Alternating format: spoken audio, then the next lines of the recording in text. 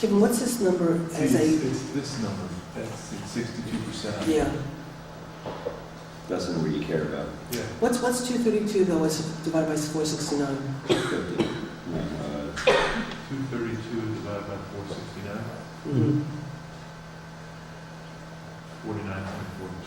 So of course we had to probably get into some, we have, so of course we have to take some of this because we're using close to 50% to balance the B fund. Yeah. So if we're at 60%, of course we're getting into the B fund, into the fund balance. Mhm. Okay, so it could be 100. It could be. I would be shocked if. Now, you have to also go in and look at where we are with the revenues to see if we've met our revenues, because obviously if you don't get your revenue number, you know, you're also impacting. The thing is though, is we don't put any fat revenues on the funds at the year end. No, we don't. There's no surprise revenues coming in onto B fund. Unless, yeah.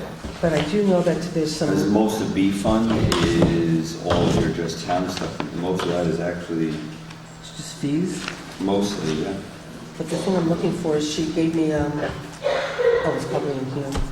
So by the time we make the final decision on this, what's the final date? Final is November 20th. So we'll I have think- almost Yes. another month. Yes, Yes. yes. So I think that will give us a clue. We have to adopt it November 20th. And we did, I know if you look at the revenue sheet, Arlene sent me some revenue that hadn't been posted, and there was a lot of revenue that had come in that hadn't been posted. So the numbers of revenue are even higher. So if we're doing well on revenue right now, then it's only better. Yeah. I just can't find that one. Okay, so can we kind of model this for next time? Maybe Arlene can give us a range where she thinks it might come in between all funds. Mm-hmm. And then we can use that information to make a decision. I mean, the other thing is, of course, we have a public hearing on the budget, and the budget that the public hearing is going to be on is this preliminary budget right now as it stands. That doesn't mean that you can't make changes after the public hearing. You absolutely can.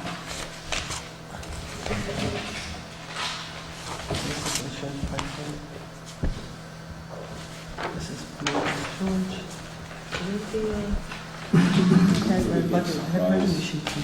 Are we going to prepay, what's the one that we prepay, that comes out of A fund, what's the big,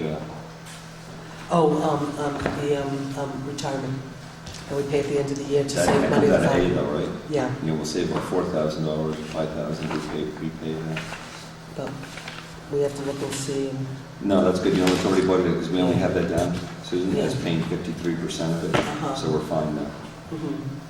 Well, we're gonna have to pay if we have to pay Right, but next that's year's the upfront. prepay. Yeah, We've already paid all this year, that's budgeted. that's if we pay for next year. Next year. Which maybe what we'd end up doing is, because I don't think that's the total amount, It's not. so we could pay half of it out of here and then pay, you know, I don't know what, Let's do that tomorrow, let's call that guy though, who, Mhm. remember, they said their tax was going down, and what's his name gave you his card? Dina, say his name, Dina Paul, Oh, DiNapoli. He gave you the- Oh, he gave you I the said name. that, when DiNapoli came the other day for an event here, he talked about the state retirement going down, so I went over to him. Well, not down, you said how great it performed. How great it performed and everything, and whatever. So I went over, but he did say most people's state retirement went down. Yeah. And our state retirement for regular employees is pretty flat and stuff. But I did go over to him and say, yeah, but our police retirement went up $250,000.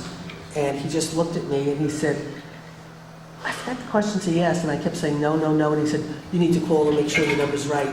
Now, we had done that last time when the number went down to 60, we called or whatever. But he did give us a number of somebody to call to just confirm that it's the right number. To check, yeah, because hopefully it would be Didn't we nice do if- that already, I thought? Didn't we have I- Arlene call and check to make sure the number was correct? Well, I had to call and check the first time. Yeah. Did she call since DiNapoli gave me the card? I'm not, I think somebody The might have Natalie gave called. her a card, so. Of a we have to specific person change for me it. to Definitely tell the call. person you called that he recommended you call. I'm going to call and say The DiNapoli. comptroller told me to give you The a call. comptroller told me to call you and specifically ask for you to please go back and look at our police retirement number so we can understand why it went up $250,000. Yeah. Okay. So, But Beautiful. this is bothering me that I don't know where, That's the nicest guy. He's a number guy. so we can hold off on changing the budget right now in terms of adding back I want a front screen. tax cap numbers and stuff, and we'll just have the public hearing on this budget. So you're And confident, though, we don't need to pass a law, though, or we already passed that we'll get to exceed the tax cap? Well, I mean, really, it's up to you guys in the sense that, I'd rather not. There you go. There's up to us, unless Well, you like- think we need to. I mean, Why would we need to? You think we do or do No, not? why would we need to? Only if we think we're going to exceed. we don't need to based on the way this Yeah. budget is put together. It's just that I don't know what kind of pressure will be on this budget next year. And then, but then we would, not only would we deal with that next year, but also what is our rate set by the state for our tax cap this year? I think it's like 1.2% or something. It's like so 1.2, ridiculous. Okay, so So we're the not problem looking. is though, so the problem though is going forward next year. Again, what also really screws you up, but it doesn't really impact the cap, it impacts the percent increase in taxes, you know, on the tax rate, is the assessed value of the town. So if you, and that can like, you know, like Kevin and I were talking the other day when Kevin was talking about going down the road, the money we'll get from Wildberry Lodge, or the money we could get from CVS, or the money we can get from Hampton Inn, and all these projects. And I said to Kevin, the problem is that you can get all this extra money of tax revenue coming in, but if the assessed value of the town goes down, it's lost just like that. Yep. So when we did our budget, no, but again, when we did our budget 2 years ago, no, last year, I'm sorry, when we did the budget last year, I left finishing up the budget, and we had reduced taxes 4.4%. But because the. Then I got the assessed value of the town, and it went from 1.173 billion to 1.133 billion. Okay? You know So- why that happens? Go ahead. Without a reassessment, it just means more property comes off the taxable category and going to untaxable. That's what's happening. So, by the sheer fact of the town assessed value going down, instead of It's the decreasing the taxable- tax rate, The taxable value, the taxable value, not the right, necessarily. assessed, the taxable value. So because the taxable value, and it's also because of all these certiorari's and all that kind of stuff, because all of these, and I gave you that big gigantic book that showed all the, so because these corporations have money, they can come challenge their assessment, that's like, which Robert just De by Niro. the way, really quickly, I will point out that my husband, when he read the article, and saw that Rob De Niro was paying $170,000 in taxes, when we owned that house back in 1985, my husband said we were paying $4,000. You own the house that Robert De Niro's? You never knew that? Never knew that until right now. I ran a bed and breakfast in that house called Now, White House Susan, was it the Farm. same, was it the same 8,000 It square was a foot beautiful house, but it is mansion? not. Did you have the It does not have 15,000 seven, it square doesn't have foot? seven. My husband read the article, and my husband said, oh, we had 3 bathrooms, the house has 7 bathrooms. I think you were now. missing some of the amenities in outbuildings. Yeah, but Helicopter pad. you know. Where did you land your helicopter? I did. We drove to the city every single solitary. Yeah, We there commuted you go. every day to the city, working full-time, and we had a bed and breakfast on the weekend. Okay, we were crazy, and then I had my son. But we had 3 bathrooms, not 7. Steve made the comparison to all the, all these outhouses, all this kind of stuff. But the difference, our taxes were 4,000, his is 170. But yes, we owned the house, we did a bed You and had the breakfast out of the 2-story house. gym also? But we sold it to Steve Levine, who sold and put a fortune into it, and we sold it to Robert De Niro. I didn't know that. It's much cooler than Paul Hansen living in the house. we live in. And so every time we watch De Niro movies, I always say to the kids, he's living in your house. It's worth a lot more than that. Yeah. So what's, Oh, okay, so anyway, so the assessed value, so we had reduced taxes 4.4%. taxable? Then we reduced the tax rate 4.4%. And then because the tax, Because the taxable value goes down, you have to spread those dollars Right. over fewer units. so then all of a sudden, So it's a our higher tax rate spread. went down only 1%. So that's when the board last year made a decision to take more money from the fund balance, because we had the money in the fund balance, and that's the people's money. So we took, and because people were really hurting because the economy was so bad, that's when the town board last year decided to take some more fund balance and still give the people a 4.4% tax decrease instead of just a 1%. And that's when we upped how much we used, using more of the fund balance. So as we continue to manage budgets year to year and drive efficiency, we can keep this thing rolling for a period of time.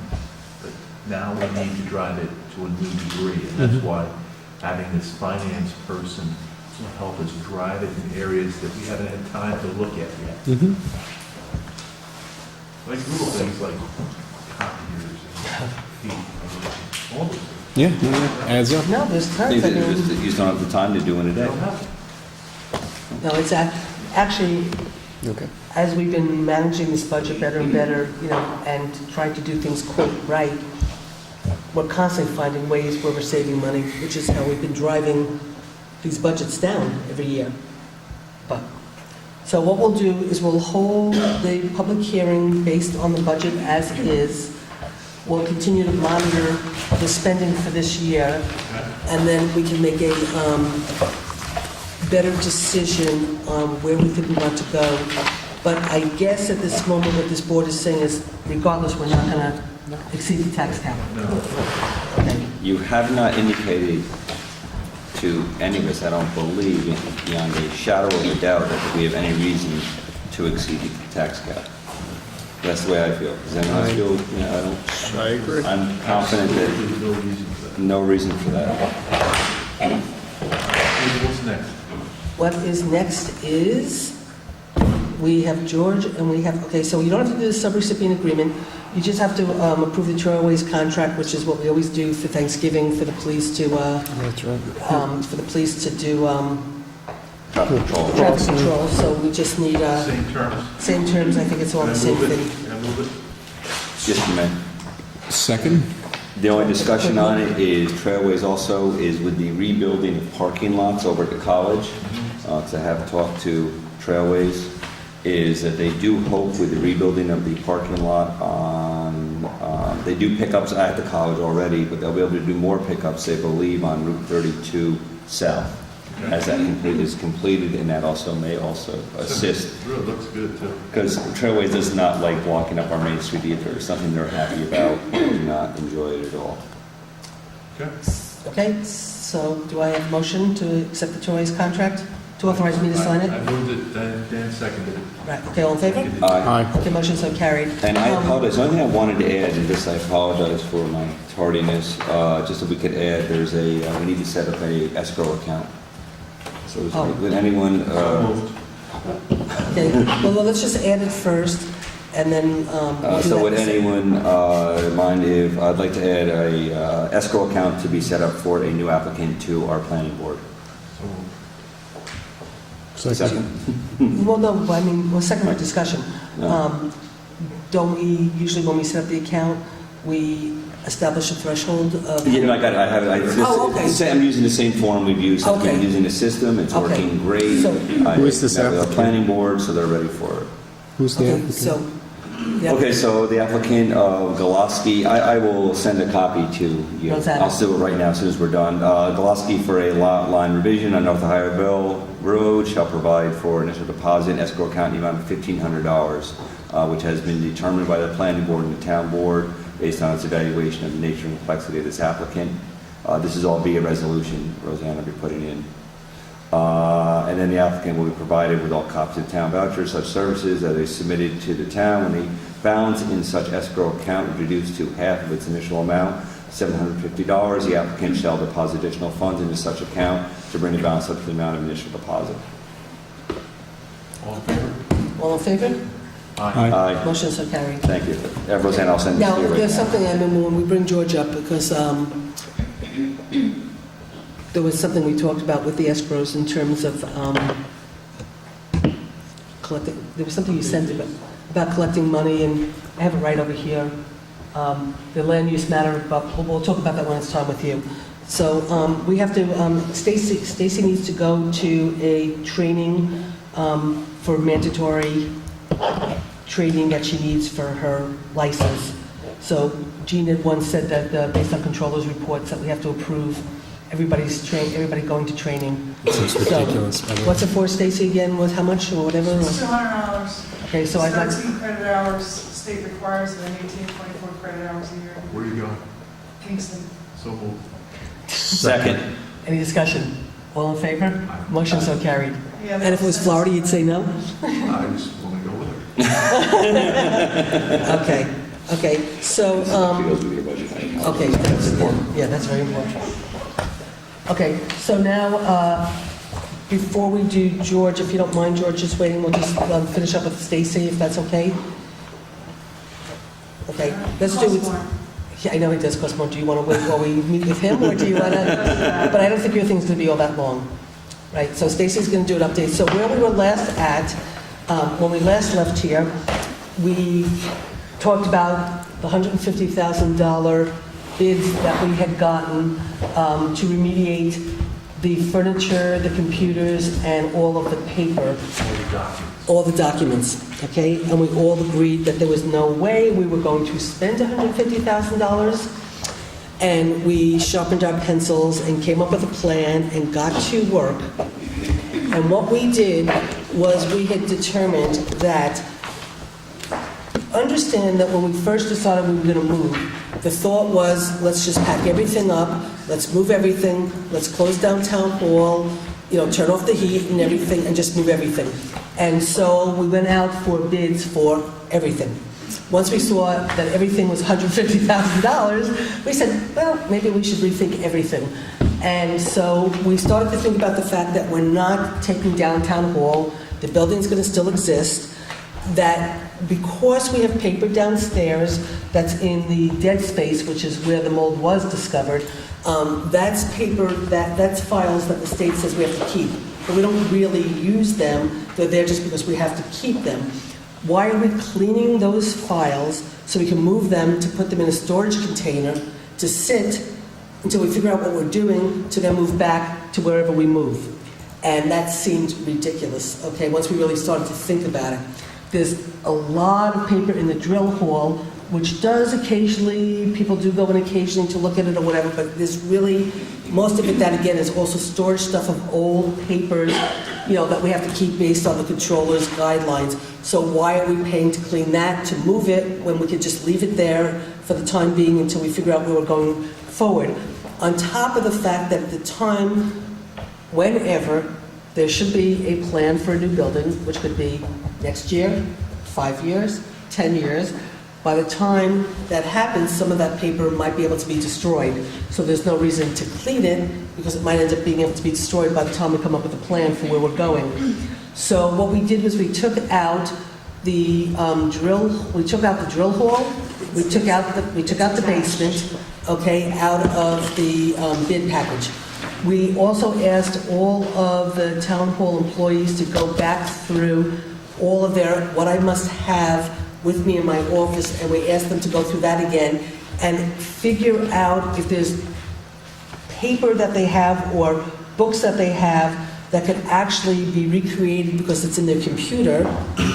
Or, like, for example, the bookkeeper, Arlene, has a number of books from the controller that she can just get rid of and then call the controller's office and say, resend me these booklets. We don't need to pay to clean them. So we asked everybody to re-go through everything again and see what we had. And then we also looked at the prevailing wage, and we called up the Department of Labor, and Stacy called the Department of Labor, and we had a conversation, and we said, we're not cleaning the building, we're just providing we're just hiring a service to clean the furniture, clean the computers, and clean the documents. We're not doing labor to clean the building. So they said that we could use this Article 9 section, which then brought the price down quite a lot, like almost like by 2/3, in terms of the rate for prevailing wage. So it's still prevailing wage, but it's a prevailing wage at a totally different cost, Different scale. at a different scale. So that made a big difference too. So we rebid all of that. And the good news is we got one bid for $92, which we're not accepting because we got another bid for $32,600. Now, what we also did was took out the overtime, where we were saying before that we wanted them to move starting on a Saturday and going throughout the week. We said, no, we'll do it Monday through Friday. We won't do it with overtime. And we'll just do what we have to do to get this move done so we can, but still do it in a way that the cost of the taxpayer is not that much. And so it's a local company. They're right here. They're the ones who did CertPro, who actually did the work for the town of Ulster when they remediated the town of Ulster after Hurricane Irene, and they had all of their problems. And so, they have very, very good credentials and stuff. And so, Excuse me, Susan. Sure. Can you repeat the second number, the bid that you are accepting? 32,600. Big difference from Yeah, that's $150,000. a big difference. So I would say that we did a remarkable job. Is he asking you what I think he's asking you? And I told him no also. Kevin wants us to get a drop down by $1,000 if I Well, say that's Just 32 each. he said to me, he goes, Can you call Gil? Gil, sharpen your pencil one more time. he said, ask Stacy to call back and see if we can get a 32. I got 1,000 off. I said, no. He said, 500 off. I said, no. I said, Kevin, it was 150,000. It's 32,600. No. While the other company came in at 98,000. 92. 92,000. It was like, no. They came in. So this is the one time we're telling Kevin, enough. So then for that amount, what is the extent of the work at this Okay, point so after we've basically decided? what they're doing is they're going to every file in everybody's office that's in their office that they use. Okay, it's going to be completely cleaned, HEPA-vac and all that kind of stuff. Agitated, HEPA-vac, agitated, HEPA-vac. All the furniture that we're taking that's not marked to be left behind, and if you walk through town hall, you'll see red things on things, we're not taking it because it can't be properly cleaned, so we're not taking it. So whatever furniture we are taking, all the files that people need to actually operate day to day to do the work is being cleaned, and the computers and, like all the servers and all that kind of stuff. So just back to the paper though, we couldn't scan that paper? No, this is what, okay, so, because of when we got the $150,000 expense, that's when I said, maybe we should start digitizing and looking or whatever. Okay, so there's a company called DocuWare. DocuWare? I think it's DocuWare. Now, they actually are located in Vales Gate or Newburgh or whatever, the actual DocuWare. But Toshiba and works with them and has a whole system of how you can actually do the scanning. So Stacy and I met with them yesterday, as a matter of fact, and they're putting together a bid for us, but actually, because we want to get everybody out of the building as quick as we can so they're in a healthy building, because everybody needs certain paperwork in order to do their work. To actually do the scanning in of itself, you have to scan every single piece of paper individually. With the HEPA vacuum, you're taking everything that's in the file cabinet, you're shaking it up, agitating, you're vacuuming it, you're shaking it up, you vacuum it. You're not taking out every single piece of paper and scanning every piece of paper. So in order to scan everything is very, very, very labor intensive, plus you have to buy software, plus we have to buy more servers. So what we talked to them about, and plus, again, we want to get people out into the building and working. So what we talked to them about was going forward, okay, how do we possibly start to look at actually implementing a process where we start to digitize our paperwork going forward, so we're not just building more and more and more paper. So we talked to them about a program, and we talked to them about a starting program that they have, which is, sort of, a way of introductory getting you in. And we talked about, like, say we take the building department, the assessor, and the bookkeeper, that there's a way that you can scan all the Stacy's documents, the assessor's documents, tie it in with the bookkeeper, so now there's one file. So for example, the assessor goes to the file, and all of a sudden she looks and sees, because she now has access to Stacy's files, oh, they added a pool. I didn't know they added a pool. Maybe I need to up their assessment. And so there's a way that basically they all, then they have, like, they create this It's a shared drive? shared file. It's a shared file on the computer, and only certain people can have access to that, because also of the bookkeeper. So it really, Stacy got very, very excited when she listened to how they could create this system that puts all of these files together in a way that makes it more efficient from a paper perspective, but more efficient from a workflow in terms of how they can access this stuff and what they can do. So they're putting together a proposal for us so we can see what it would cost to implement it once we get to the new temporary town hall. But then simultaneously, if we implement something like this and get an idea of what the cost is, then what we can do is take our time to go back and look at the paper that we're not bringing, and maybe we can sort of then start to say what's really important, and we can take time scanning that in over a period of time before we have to move again. And so we can go backwards and forward, but let's do it intelligently. Yeah, and one thing I do want to talk about too, and I don't know how feasible this is, it was just kind of flippantly mentioned, but when I talked to Paul Hansett today, he brought this up and said that they were having spacing issues at Highland Town Hall, so they started to digitize their files. It was very successful. They have the equipment to do this. He said if we were interested in doing it, that they would allow us to use the equipment for free.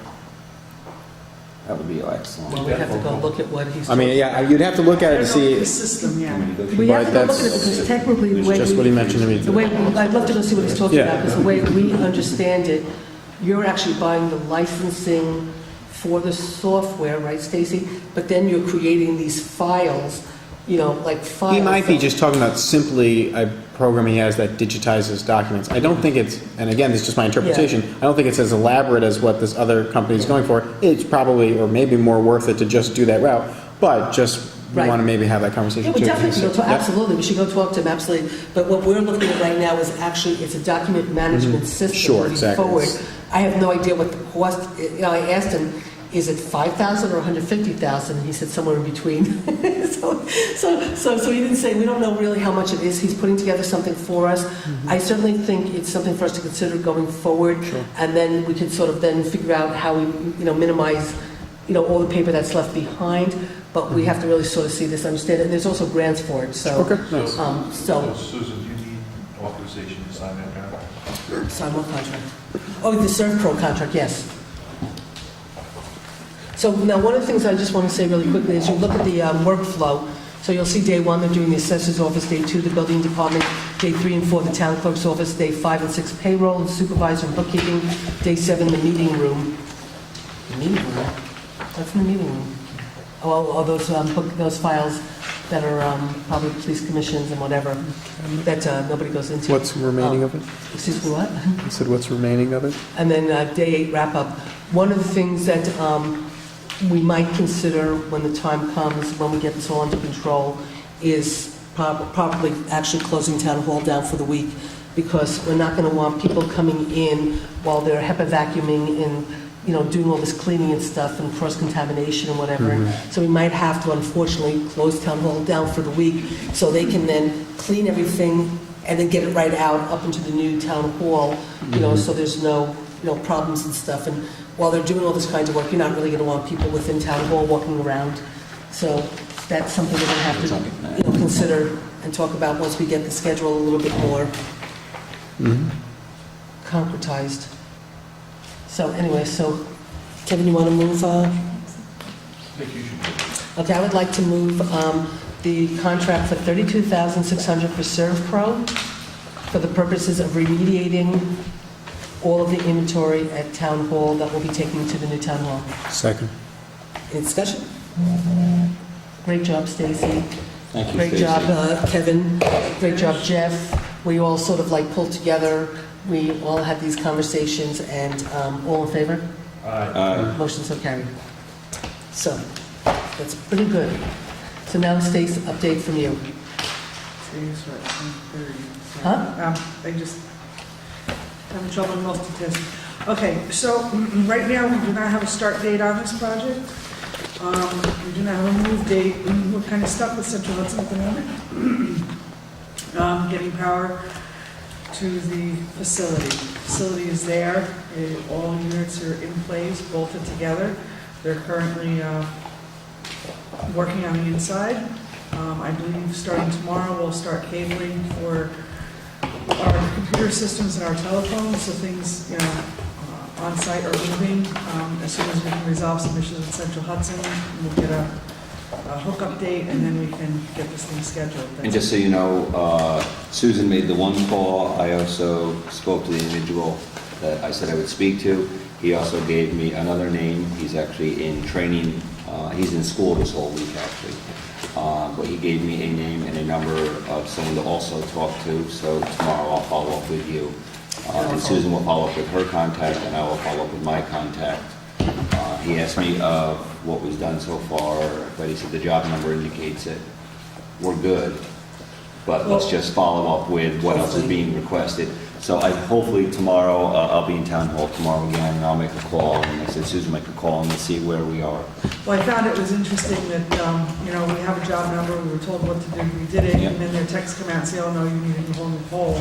Right. We need to set a new pole, and now the engineering department doesn't know anything about a new pole being set, so, Yeah, listen, Well, there was- tomorrow, I think tomorrow we'll both just get some to- answers. Just so everybody understands, the concern is if we have to do a new pole, God knows when Central Hudson's going to schedule coming out to do a new pole, so we can hook up the electricity, which means we could be in town hall for another 6 months, which we can't be in town hall for another 6 months. So, Although I think they were in town doing, I saw them doing polls up on Mountain Rest today. right, but we have some scheduling issues because town hall has some deadlines that we have to meet, as far as work goes, as far as, re-levies and different things like that. We have payroll weeks, and we're gonna be losing our IT people. Okay, we have a week that the IT people are not gonna be available, and then they're also going on vacation the first week of December. So, Central Hudson's really putting a So why wrench don't we- into. Tomorrow we will. Oh, we know somebody's on the Yeah, board of we- Central Hudson. yeah, no. Well, let's make the call. Well, somebody We could do else. that. Yes, I asked Susan to. Yeah. We can actually No. do that too, yes. He's asking me to call somebody else. I'm not. On the Who is, board. wait, who is the other person on the board? Who is He's a president of a local. He's Oh, he's the president, oh, wow. President of a local university. He's on the Really? board. You know, Of course he does. Oh, Maybe we make I feel like that that's call almost a after conflict. it was- To help us out. We need it to be expedited. Yes. well, the long and the short of it is, right now, I have a call into the head person who expedites this, who does whatever, and I made it pretty clear that this was sort of somewhat of an emergency situation for health and safety, and that, I would make the other call too. they cannot hold us I back. would. I would make no, the call. Let me first see if we're going to get it done through Central Hudson. Well, yeah, it is through Central Hudson. Let me first see if the people I'm talking to and Jeff's talking to. But my phone call today made me believe that we should be okay. And if we have any kind of problem, we can make that call. However, right now, I think by the time I get done talking to the woman, she will be too afraid to not send somebody out tomorrow morning when she hangs up with me. Okay? So let's not worry about getting this done because they are not hanging up Okay. the phone with me All right, so you without have- giving me You have a a date. plan B, or should I say C? There is no plan B because plan A is going to work, which is me being on the phone saying, you have to give me a install date because we can't schedule anything else with the remediators and with the for the computers until I have an install date and I'm not hanging up the phone with you. And if I don't get a date from you, then I'm going to be making some calls to some board members. Plan C. And Time Warner will be starting their installation tomorrow. Okay. All right. So Time Warner will continue with their installation tomorrow. But they're all hooked up and they're all put together and They're all hooked up, they're all put together. The units weren't as tall as we thought they were going to be, so we will be saving money in the construction of the entrance and the ADA ramp, which is really good news. Instead of it being 25 feet long, it's going to be about 4. Oh, that's great. So, Chris has created all the parking, it's striped.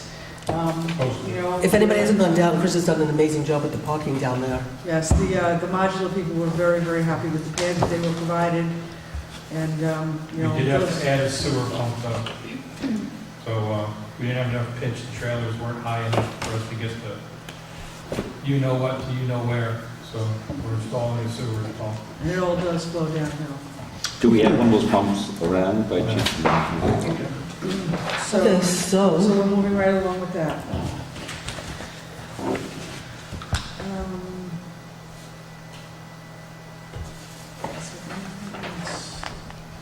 I think that's, well, Thank you. Thank you. she's been working non-stop on this. Okay, so, What's next? the only thing left now is IDA resolution to New York State legislators if George has something, but then there's some things relative to our lawsuit with the IDA, and so Is there anything else on this list that we're doing tonight, everything else is done. or? Okay. acceptance of minutes? just No. this week, but All right. I don't know if it's. Yeah, when you go, yeah. I know. We don't have any budget transfers to do. Susan, we have budget transfers? No, I don't have anything tonight for any budget transfers. No warrants, no. No, no And we did all the minutes. And then the only Stacy, thing, thank you. so the only minutes is the October 23rd meeting. And I want to thank, we should all be thanking Stacy for all her many late nights. Oh, my God. and extra time. We're all going to give some Stacy And some inspection, I time saw off. Stacy out doing early morning inspections down on Plains Road. And also Stacy was called to court the other night. Oh, really? Oh, that was interesting. So we had, so Stacy on top of all of our other late nights was called out to, so thank you, Stacy, for. Yes, last night was the first time in 11 years I've been summoned by a judge. Oh, really? Yes. And where did you report from? Oh, There you go. And she went. Summoned from a judge and went right away. So thank you for doing that. You assisted the case tremendously, I understand. So have a good night. thank you, Stacy. Okay, so do you want to just do the October 23rd board meeting minutes right quick? I didn't Did you see even. them? I didn't look it up. Okay, so you I want to didn't do look it at next it. week? Can we do it next week, you Yeah. mind? Since I we didn't know, I meet didn't every even week, open we'll them. I just- apologize. Since we're doing them next week, Do we have Georgia? okay, so Georgie, boy. Georgia, want to sit? Yeah, come on up. So, there's a couple of things with George.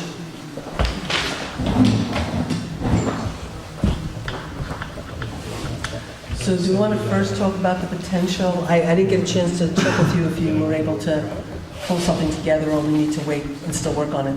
For the, I started to do something, and then I looked through Elliot's report and saw that there are two different legislative initiatives that have been recommended by organizations to control IDAs. why don't we step back for just one quick second, just so the paper and the TV audience knows. What we were asking George was to start looking into drafting up legislation whereby giving the local municipality a little bit more input into pilots being granted at their expense. And we know that chances are we could never get the legislature to allow the taxing jurisdictions to approve or disapprove. So how do we do something that potentially could get adopted and accepted? Things like, forcing them to have to do impact analysis before they adopt a category or adopt a project, which they have not done. And how to assure that the local municipality is brought in from the very beginning in the decision-making process, or at least to give input on the decision process. So how do we get those into the legislation for IDAs up at a state level? So we had asked George to start to sort of look into what kind of resolution the town board could do, asking the state to take on looking at this, and also what can we do to influence on the county. So that's what George is answering, so. Right. So I believe there are already initiatives along those lines that are underway. I haven't had a chance to look at them to see what they propose, but when I've talked to my colleagues about it, the idea of something akin to seeker, where there is disclosure, a hard look, and a opportunity for the public to participate in examination of the findings of that process, seems to be a logical thing to recommend. I want to look at these other proposals and see how close they come to that. I did, coincidentally, last week. You did what? Last week, I was doing some research on a different matter, and I found there was a law adopted a bill adopted in 2011 to allow the town of Chester the authority to approve or disapprove pilots. The governor vetoed it. So I think that's a sign that it's not likely to go So all the way. although the IDA is a county entity, It's an independent county agency established by the county, the appointed directors, but it has autonomy. now. But it's, established through which legislation was by the state. By the state, By the state which legisl- goes back to the 60s. State enabling authority. So a county then, or we can't use home rule as a local community then to You could ask as a the taxing jurisdiction, or the county also cannot create laws that control their own IDA? Well, The county could attempt to control it better by appointing people who have a better understanding of the impacts, per se, on localities. which is not going to happen anytime soon. So, but under a legal sense, though, because my concern is that we just had an IDA that completely dismissed the CEQA process. They didn't even follow it correctly by being handed a very large document at a table, and within 15 minutes all decided this document, under the advice of their attorney, was a completely acceptable document. So more discovery in CEQA still will not help us. So there's really, Well, without going to the legislators. What I'm not suggesting is more seeker, but a process that the IDA would go through that would be akin to seeker, in that it will look at the project, it would look at the impacts of the project, explicitly look at them in terms of impacts upon the taxing jurisdictions, and it would be making determinations, findings, as you do with seeker, that say, this is what we believe will happen to the communities, this is why we believe, if we do, a pilot would be warranted, and with the pilot, these are the nature of the impacts. Everybody theoretically then has a record, and I think the utility of making findings is to allow the public an opportunity to review the basis on which you're proceeding and make comments the way you do in seeker. In seeker, you say you did a traffic study, but did you consider the peak in New Paltz occurs on such and such a day, and did you evaluate that? And the applicant or the agency then responds to that.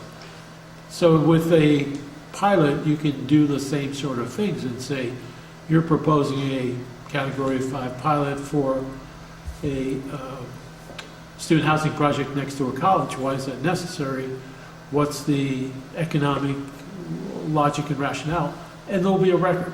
And then if there's a disagreement about the conclusions, there's a record for a court to look at, which is clear and specific. So they tend to be, and we'll use this example in our own community, it was almost a coordinated review, although they did wait till the end, because our local IDA said, although there's nothing in the law about it, they said they needed to get the completed EIS. Well, or would they be allowed to do it as, so to speak, a coordinated review, take the applicant's FEIS and then adopt that without taking the local comments into it? When I say like seeker, I mean the procedure would be similar. I am not saying this should be done under seeker. I think it should be coordinated with seeker. I think there's fiscal impact analysis that's done in the context of an FEIS or an EIS that should consider this same issue, but from an environmental standpoint. So it's an administrative, it's more of an administrative process. When you take administrative law in law school, Mhm. you really, they talk about the standard, and you're talking about findings of fact, finding statements, which is a record that can be looked at on review Yes. to determine whether or not the decision-making was rational and whether or not they followed their law, all right? Exactly. So once you make those findings, you can then draw conclusions that are consistent with your legislative authority. And then what you need to do is add a standard. And so in cases like this with economic development, maybe it should be substantial evidence, or maybe even a higher standard. So you set a threshold that really forces the applicant to establish his facts. You follow me, George? Yes, yes. So, And that's what transparency is, I think, the best you can hope for, and a transparent record that's available to all of the interested parties as well as the agency. just to explain that, you can have a standard that says some evidence, so then courts will interpret those words, some evidence, to mean maybe you don't need to prove by a preponderance that you've satisfied. Right. Maybe you've thought about it. Maybe, but if it's If somebody could have thought substantial about it. evidence, then the standard's a little more than 50%. You really have to make a showing.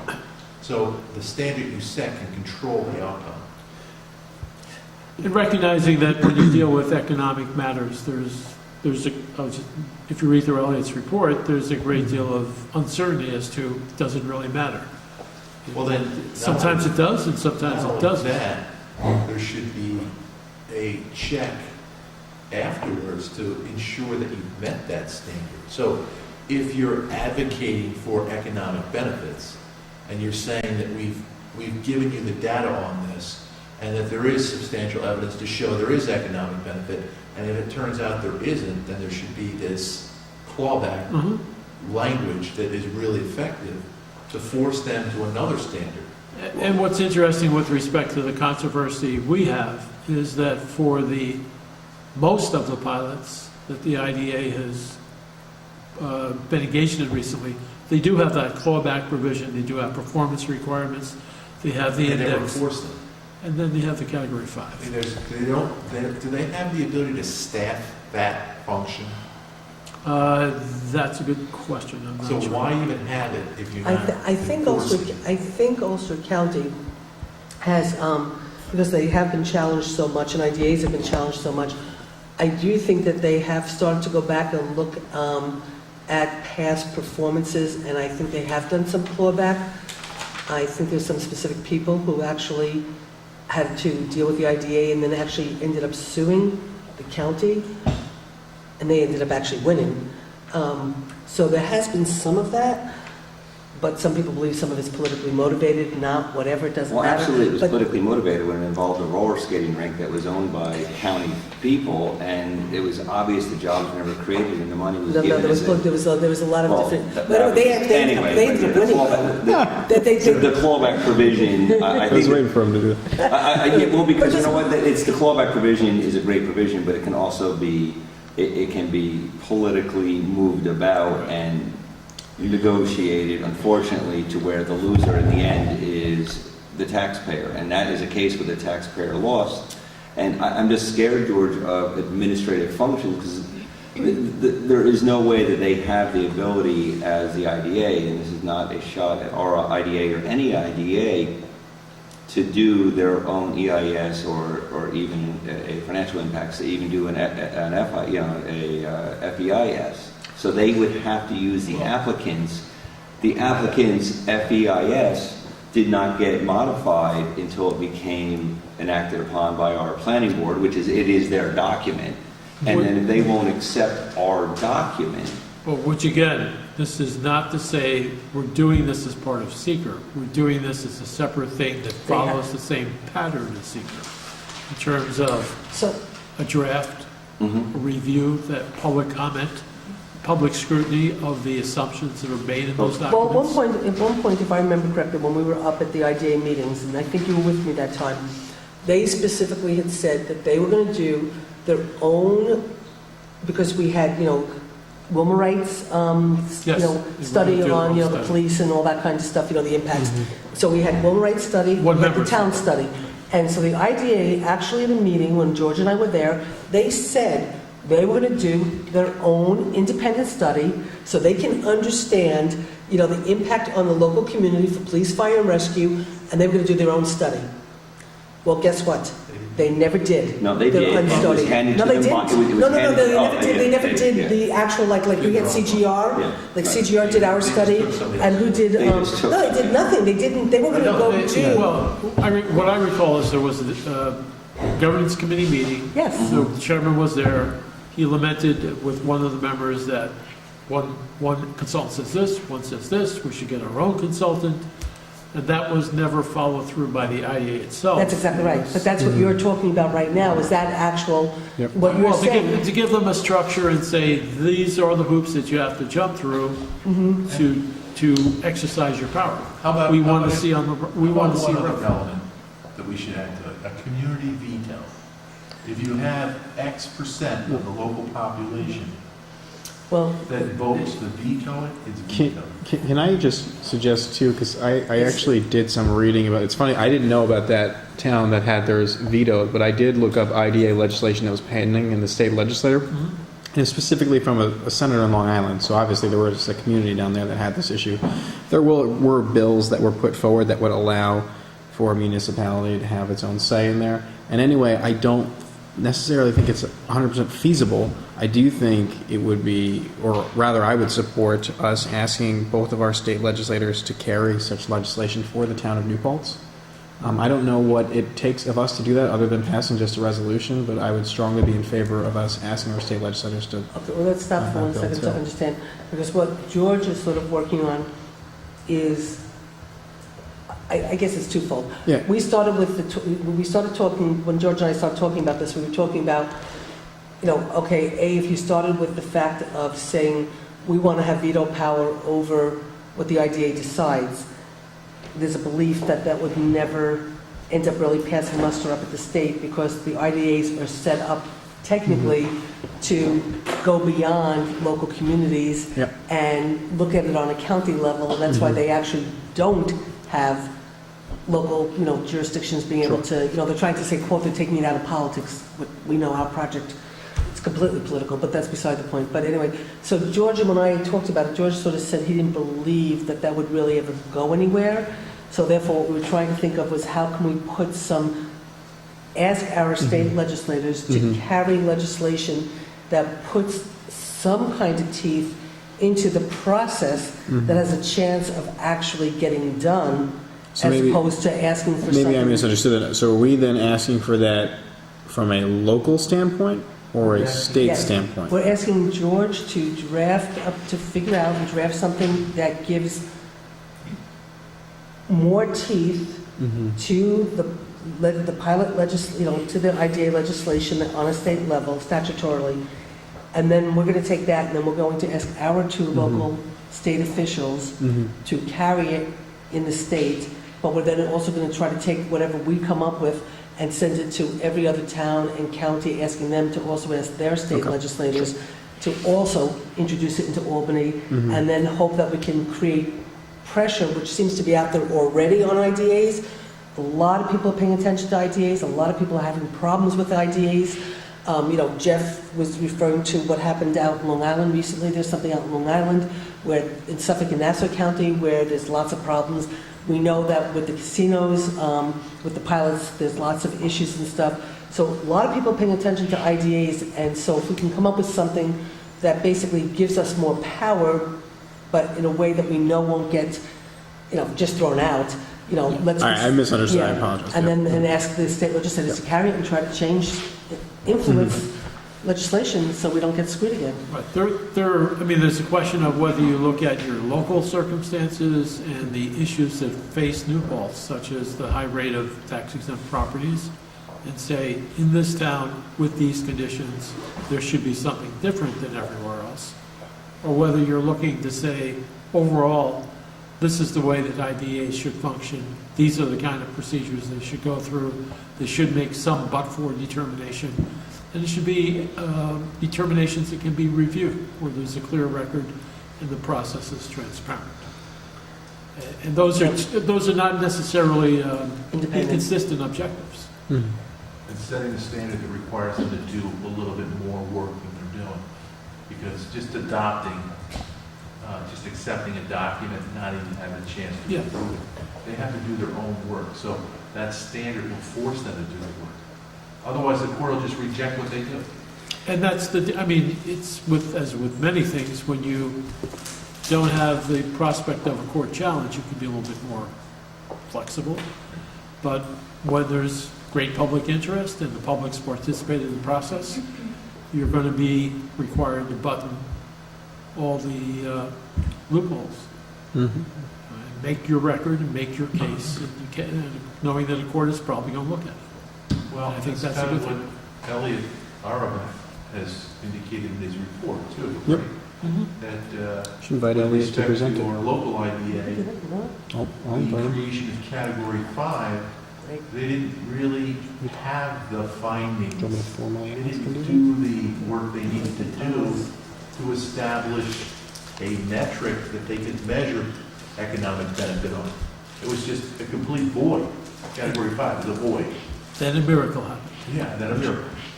If this board would like, I can ask the comptroller if he'd be willing to come and present that report. Absolutely. I think that would be a kind of a That nice would be thing to really do. terrific. I'm just trying to think timing-wise when we. I assume we would probably do it after the budget?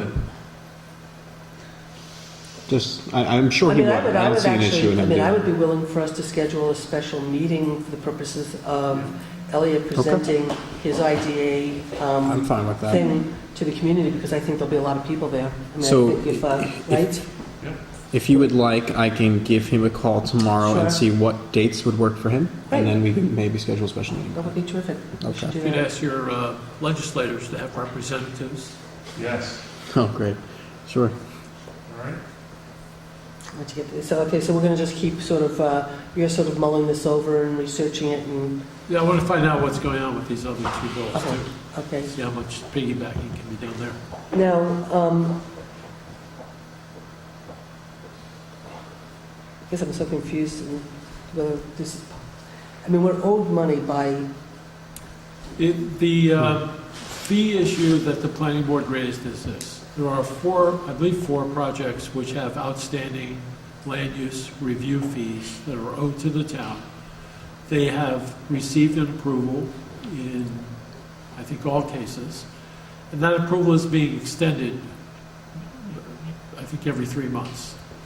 The issue that's come up recently is what happens if, for example, one of these projects never goes anywhere with the applicant who incurred the debt. They sell the property and then somebody comes in to do something different or similar, but it's like, what money? Who owes you? He owes you money, not me. Is there a builder's lien? Yeah, why don't we develop a local lien? Is there? Well, that's That's what he- well, what that's what we've he's talking talked to- about with Joe, is coming up with some form of security, it'd be recorded, it'd be of record at least, and they would understand that they'd have to clear it if there was a sale. Or before that is, if we have the debt recorded for the property to transfer, they would need anyone They- financing yes. would need our building title They search. would, they And would, wouldn't a title search just simply, without even doing local law, wouldn't a title search just simply block that by Rather saying? than just show it, and then the title company ensuring the new purchaser Would ask would that. need it to be cleared. Because we're talking about, what sums of money, top of your head, are we talking about, George? What, I, I know there's one project is. One is very large. 15 or 20, something That's like only that. one, that's the, Right. that's, The others are, I think, are, maybe there's a few one I'm thousand. aware of. What's that? The others, I believe, are Couple thousand. less than 5. Right. Not So there's one that is of some concern, and he's actively seeking buyers right now for his properties. And he does understand, I know he does know he has that debt, and he would like to clear it up when he goes to sell the properties. But is your suggestion we actually look to clear up that debt now? so he wants to have something in well- place to make sure that that debt clears up when he sells it. Can we get a confession of judgment? Joe and I have talked about different tools, and he was, I think, asking for direction from you as to whether he should. I wrote him and said, I did write him, I think, I wrote him and said that he should go forward. Confession of judgment Okay. is the same. So, I mean, basically, whatever tools exist, Uh-huh. he would. I mean, I could double check with him again, but I was pretty sure when I got your email, I wrote, and he had told me about the two things he asked, and I said, definitely work on it. Okay. I would So- think getting confessions it's the easiest, cheapest way for everybody. And then you just record them. Yeah, because the other thing you want is to make sure that the amount in question is clear. Because I think there will be some applicants who will say, well, maybe, periodically, there's been appearances at the planning board about, well, this is a lot of money. So So are we going to, professional judgment says, this is the amount I owe, and I agree to pay it. and And you get That's- 9% interest. so we have a situation of going forward, and then we also have the situation of the people who already owe money. Well, I Well, think going forward, I think the I think escrow we're covered. procedure, yeah. I think we're going forward, that's why we've We're been covered doing because all of the these escrow stuff and we've been doing all whatever. these The resolutions. concern is, if you have the approvals in place, they have some value. So you're going to pay as long as the process concludes at some point. Hence, the one that owes us a little, about 11,000, is selling those properties based on the approvals, actually. That's the gist of his sale, is I have these approvals, I would like to sell them. So as long as they exist, that can go forward, there's value there. So the planning board is sort of tied up a little bit because it can't make changes or not grant the extension, and that's the concern. Right now, there's no reason not to grant extensions. They understand, and there's really no change. But, 10 years from now, who knows? Okay. I mean, So if this is, What about the, okay, then in regards to the lawsuit with the IDA, I know that we're being requested something by some of the litigants. Is this something that we should go into executive session to discuss? I would think so, because there is some legal issues that I would like to discuss with you. So we're going to go, I'd like a motion to go into executive session for the purposes of discussing the lawsuit between the town of New Paltz and the Ulster County IDA. You gonna have any action when we come back out? We possibly could. Which would relate to the request for release. Okay. There's a possibility that we could have take action, but we might not either. right. So that means you got to stay around for a little bit.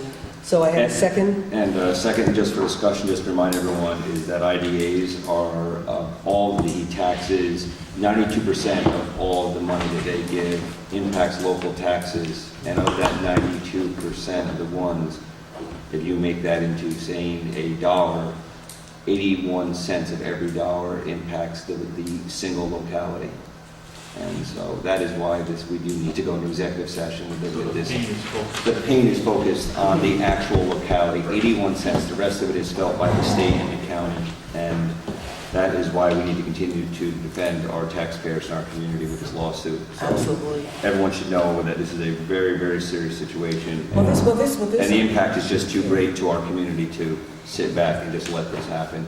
That we had a few individuals up in the county make a decision that totally impacts this community, and yet ignored the majority of the community when they spoke. So, and that's what disturbs me, is that is just taking that type of action, George, is that unless there is a complete change, I just don't see how they're going to change their operation. Well, they're going to get sued. They're gonna sue. Right, exactly. So, Okay, so all in favor? Aye. Motion's so carried. Okay, we'll be back. Won't be that long.